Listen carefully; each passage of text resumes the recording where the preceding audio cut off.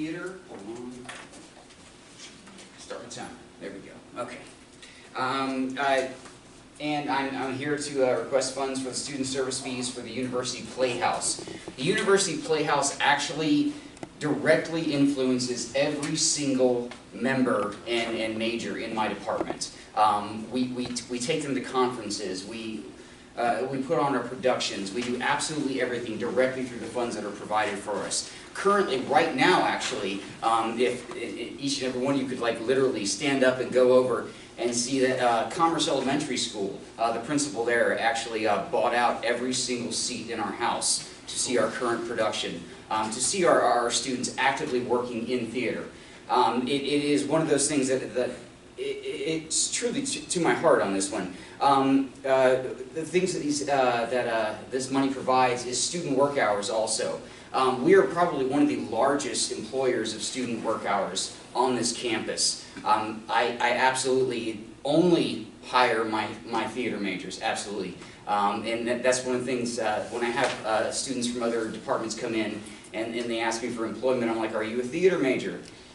If you're not, I can't help you because I only hire my people. That's it. Because I want them to be immersed. They have to know that when they graduate from this department, that they are going to be employed. And they do. They are actively employed all over DFW, in Chicago and New York as well. Just recently I got a couple of calls from some old college buddies of mine.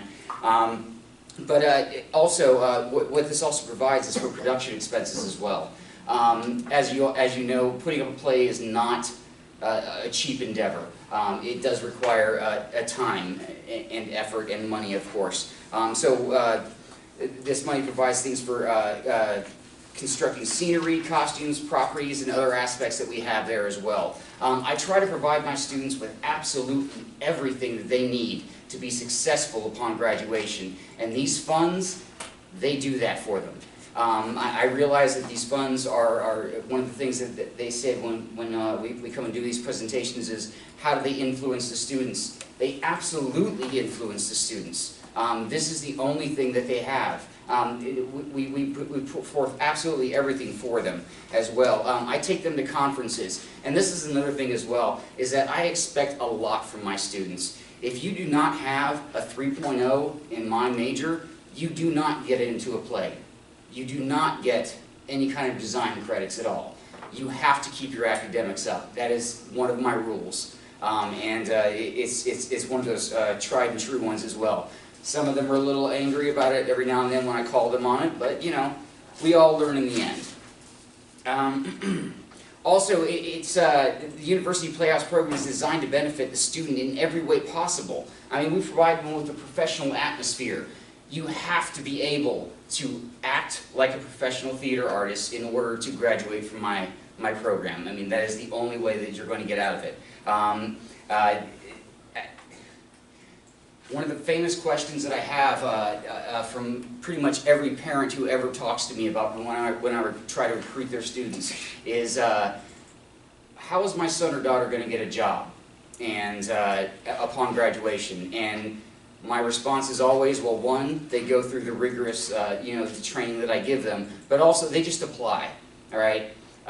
Getting a job in theater is like any other job in the world. All you have to do is apply for this job. We are going to set these students up for success, and that is important to me. I do not want any student graduating from my program who does not know where their next step is. I mean, whether it is a graduate program or whether it is a professional program, it does not matter. I want them to succeed, and I have to do that. These funds provide that money for us. Normally, we request about $45,000 to $50,000. Due to inflation on basically material prices, I've requested a $55,000 just because things get expensive over time. And I know I have like a minute left here, but generally it's between wages and student travel and productions and getting these students out there and engaging them, and not only engaging them in what I can teach them, but I want them to get out there and learn from other people as well. And so when I can get them out and take them to a conference so they can learn from another theater artist, who's not me, so they don't constantly hear my voice in their head at all times. That is important to me. This gives them the opportunity. It also challenges them as well. I make sure that they take care of themselves academically. I could go on and on, honestly. It's one of those things that this money truly, it benefits every single student. And when people ask me where the money, how do we fund this, how do we do this, I don't want my students to not succeed because they were not given the materials or the opportunities they had due to the lack of funding. I always want to make sure that they are given those opportunities. Questions for Michael about University Playhouse? Ma'am. So when you travel, it says you spent 13,000 student travel this year. Just tell us what you do. I know you must go with theater companies, but just explain what you do. One of our largest traveling opportunities is the Texas Educational Theater Association, and it's a regional association, of course, based in Texas. And basically what we do is we gather up about 4 or 5 students who have our 3.0, and they've got their academics in line. We have them present papers. We have them. I believe the last one we did was a special effects makeup seminar, and it actually took away from the professionals who were actually doing other. They had a seminar that they were doing, and we pulled the crowd from them to us, basically, and it was just given that opportunity. We do Texas Educational Theater Association, the Kennedy Center Theater Arts program as well is a very big one for us as well. We also do playwriting seminars, just every opportunity I can get to get those students out there. Like you do shows, you said you did 6 shows last year, and do you generate any revenue out of those? We do get revenue out of those, and that money goes and it funnels directly back into the student profits. As soon as that money comes in there, and that's often a question that I get. Of course, I will charge admission because that's just the way we are. We're theater people, but at the same time, that money funnels directly back into giving more students more opportunities to get out there and do things. So is it open to just students, or? It's open to the entire community. And that's something, I have a lot of students who show up and they're like, I'm a freshman, I don't know if I'm going to actually get cast in the show or not. And I'm like, if you are right for the show, you are right for the show. However, understand that the community also auditions for these shows. But if it comes down between a student who is perfect for that part and a community member who is perfect for that part, I always go with my student.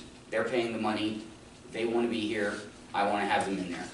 So we try to benefit our students as well. Other questions? Go ahead. Sir. Has it ever been a time where you have taken one of the community members to a conference instead of a student? No.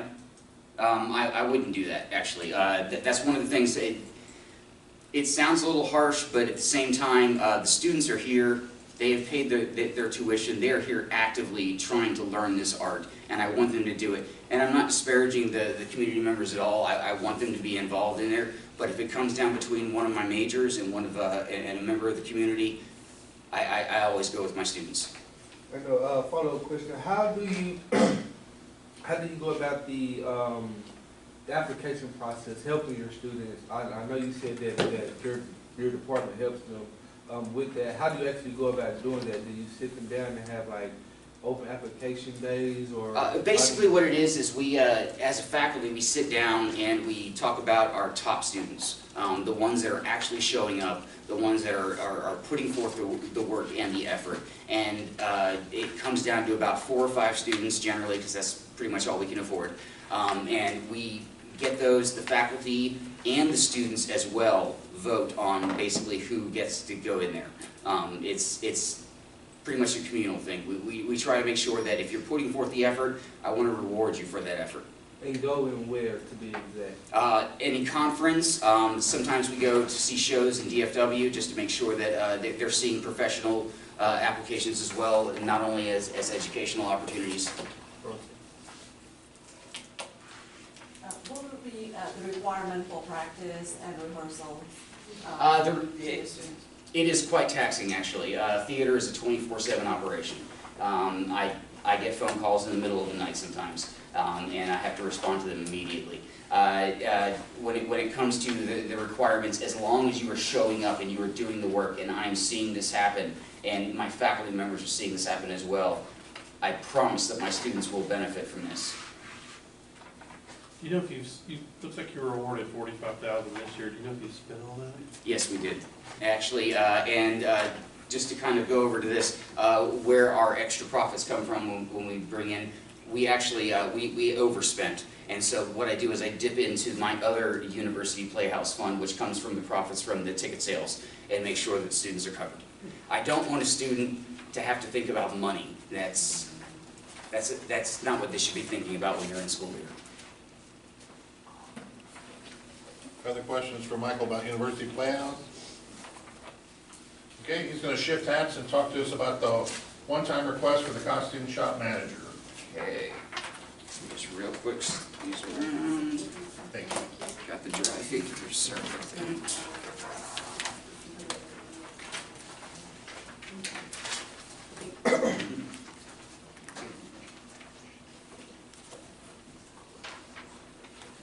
When it comes to the costume shop, when it comes to the costume shop supervisor position, this is one of those positions that is a hard one to talk to about people.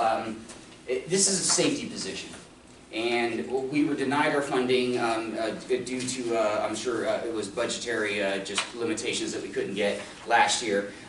Basically what this is I would never send a student into a welding store or a welding operation without knowing how they did their job or having somebody looking over them at all times. And that is essentially what I'm doing when I don't have a costume shop supervisor, which is a top position in any active theater across the country, across the state of Texas. I was even called on this by the system, Texas A&M University system, recently, because every other school in the system has this position except us.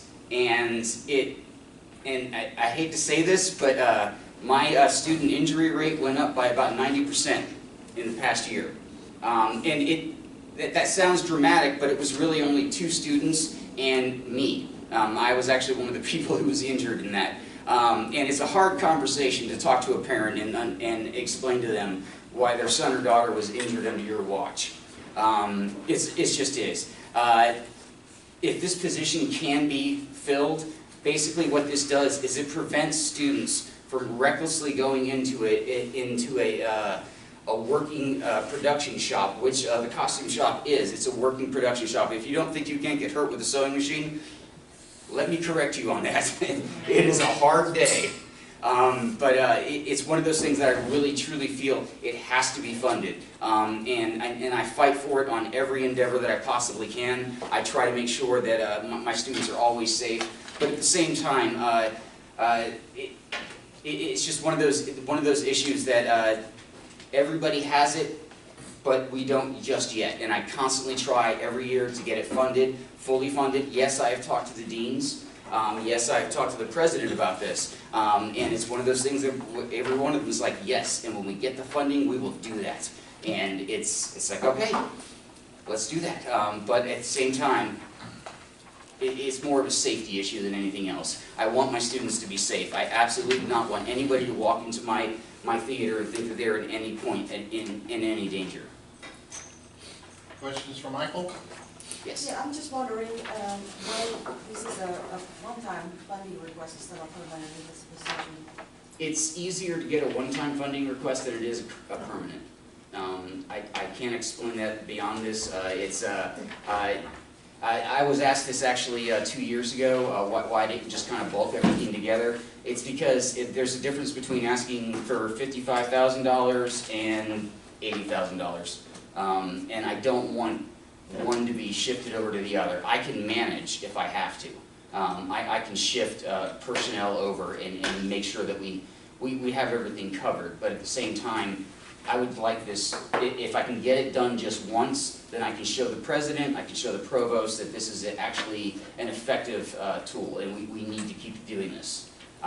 So it's not just that I'm looking at this going, oh, it's just a one-time funding thing. I want it to be continuous. I have to have it continuous, of course, but it's easier to get a one-time funding than it is for permanent fundings, in my experience. It would be a full-time position? It would be a full-time position, 12 months a year, yes. And as soon as I was given the funding, I would just hire that person immediately. Right, so do we account for the benefits on this request? Yes, and that was a mistake I made about 2 years ago when I didn't account for the benefits, and I actually had to pay out of the department's own pocket to make sure that the benefits were covered when we were given the funding on that one. I never told the person that I did that, so nobody says anything to her. Other questions for Michael about the costume shop manager? So how are you managing without it? What are you doing? We're getting there. It's a thing that I have to. It's hard to understand what I do, and having to explain that to people who are not involved directly in theater. For instance, I was in a meeting yesterday with a whole bunch of department heads, and I was the person who walked in with sawdust on his shoulder and basically, paint all over my body, and I basically said, I sat down and I was like, everybody else here is dressed in a suit except for me. It's because we don't have the same job. And it's hard to explain what I do for the theater people. So it's getting that understanding and showing them.